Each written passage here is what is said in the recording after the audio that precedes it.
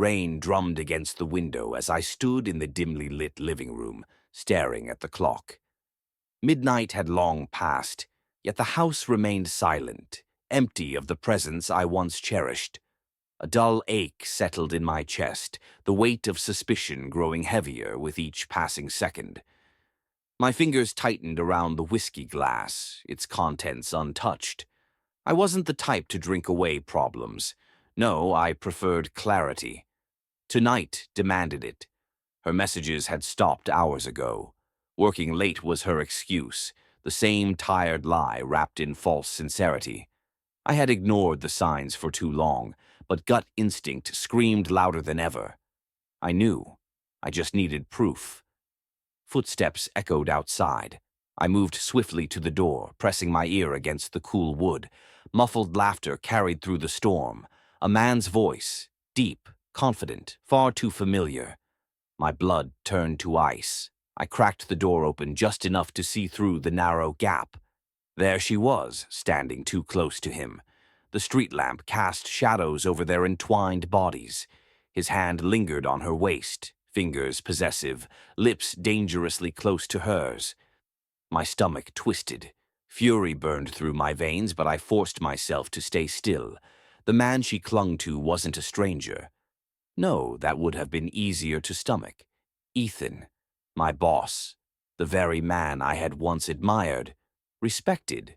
Now he was standing in my place, his hands on the woman who vowed to be mine forever. I clenched my jaw as she pulled him toward the car, their whispered words drowned by the downpour. My world blurred at the edges, every breath jagged, raw. Betrayal wasn't just an abstract concept anymore. It was real, tangible, slicing through me like a freshly sharpened blade. They drove off together, tires splashing water onto the pavement. I remained rooted in place, fingers itching to smash something, to destroy the illusion I had foolishly believed in. But I didn't. I inhaled deeply, controlling the rage simmering beneath my skin. Emotional reactions solved nothing. I needed a plan, a way to make them feel the devastation tearing through me. Revenge wouldn't be impulsive. It would be slow, methodical, calculated destruction. And I would savor every second of it. Morning arrived, but sleep never came. I sat in the kitchen, staring at the untouched coffee in front of me. The house felt different now, colder, emptier, a hollow structure filled with memories that had lost all meaning. Every picture on the wall, every piece of furniture, every scent lingering in the air felt like a lie. I had built this life with her. I had trusted her. And she had thrown it away for him. Anger pulsed through my veins, but I smothered it. Fury alone wasn't enough. I needed precision, patience. I needed to dismantle them the way they had shattered me. Keys jingled outside. The front door creaked open. I didn't move. "Hey, babe," her voice rang through the quiet house. Light, carefree, like she hadn't spent the night betraying me. I turned slowly, letting my gaze settle on her. She stood there, hair damp, makeup smudged, wearing his jacket. The audacity. She hesitated for half a second before forcing a smile. "I crashed at Lily's place," she offered casually, dropping her purse onto the counter. "Lies." I exhaled, rising to my feet. My expression remained unreadable, voice steady. "Long night?" She nodded, stepping forward. "Yeah, just exhausted." I watched her closely, noting the tension in her shoulders, the way she avoided my eyes. She knew. Deep down, she knew I had caught on. But she thought she was still in control. I let her believe it. Walking past her, I grabbed my coat. "Got some errands to run." No confrontation, no accusations, just distance. Let the doubt settle in her mind. She blinked, clearly thrown off by my indifference. "Oh, okay. Want me to make breakfast?" I didn't answer. Leaving her standing there, I stepped outside, inhaling the crisp morning air. My heart pounded, but I forced my thoughts to sharpen. This wasn't about reacting emotionally. It was about setting the stage. First, I needed leverage. I pulled out my phone, scrolling through contacts until I found the name I wanted. Daniel, my closest friend, a skilled hacker with a taste for chaos. I hit call. He answered on the second ring. What's up? I need information. A pause, then curiosity. On who? Ethan, I said, voice cold. Daniel whistled. Damn, this about work? No. Another pause, then understanding. Got it. I'll dig. I ended the call, gripping the steering wheel as I sat in my car. If my wife and Ethan thought they had won, they were sorely mistaken. This wasn't over. Not even close. Evening descended, bringing an eerie stillness to the house. Shadows stretched across the walls, mirroring the darkness curling inside me. I sat in my study, phone vibrating against the desk. Daniel's name flashed on the screen. I answered immediately. Got something, he said without preamble. You were right. Ethan's got secrets. Big ones. Leaning forward, I gripped the phone tighter. Tell me. Daniel chuckled. Man's got 2 sets of books for the company. One clean, one dirty. He's funneling money into personal accounts, offshore. Fraud, tax evasion, you name it. A slow, satisfied smile crept onto my lips. Perfect. There's more, Daniel continued. Your wife? She's not just his plaything. He's been using her, feeding her promises, dangling promotions, making her feel important. But guess what? What? He's engaged. Silence stretched between us. I closed my eyes, a quiet chuckle slipping through. The irony was almost poetic. My wife thought she was winning, thought she had secured something better. But she was just another pawn in his game. How solid is the evidence? I asked. Rock solid, Daniel confirmed. Emails, transactions, hidden accounts, enough to bury him. My pulse quickened. This was it. The foundation of their world cracked beneath them, and all I had to do was give it one final push. Send it to me. Already did. Ending the call, I opened my laptop. Files flooded my screen. Proof of his crimes, his betrayal, every misstep neatly laid out.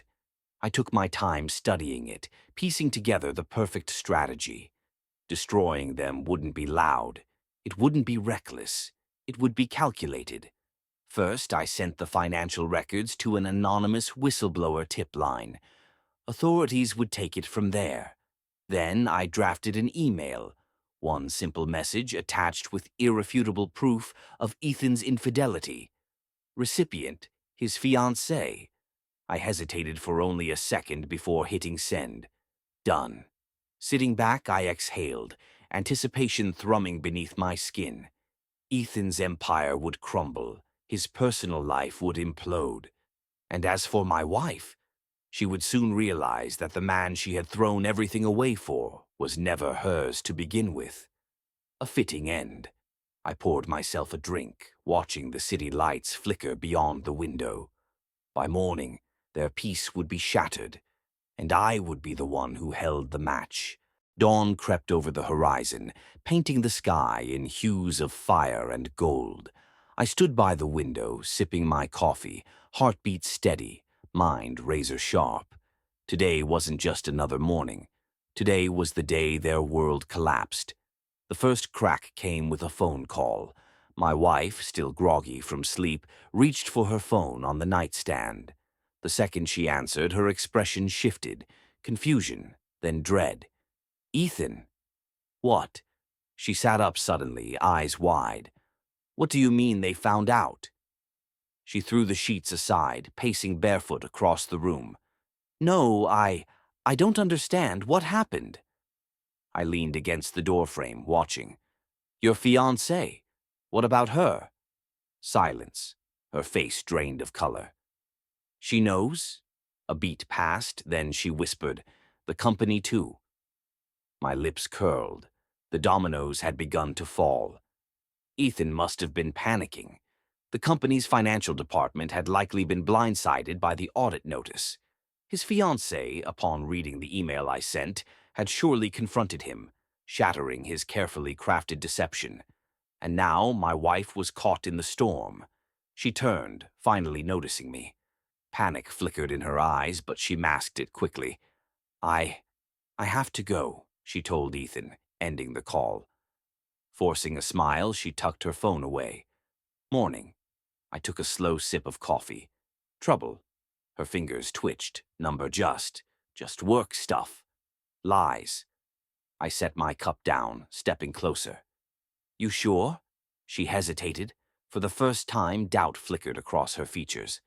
I had been distant for days, not reacting the way she expected. That alone was unsettling her. Before she could answer, her phone rang again. This time, the color drained completely from her face. Ethan's fiancée. She rejected the call, hands trembling. I tilted my head. You should answer. Her lips parted slightly. Why would I? The phone vibrated again.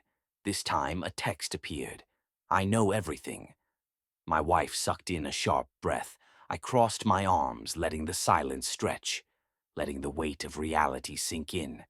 The game was over. She swallowed hard. Her voice wavered. You knew. I didn't blink. I knew. Her breath hitched. How long? Long enough. Her eyes darted around, mind scrambling for an escape, a way to salvage something, anything. I didn't mean to.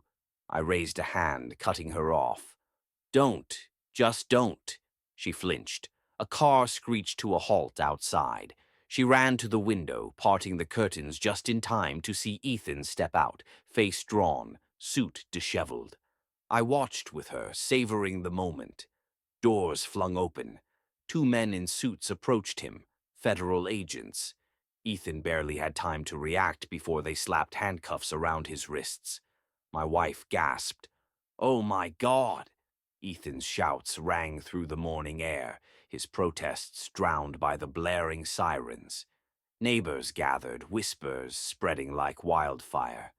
The mighty CEO, the man who had taken everything from me, was now being dragged away in chains.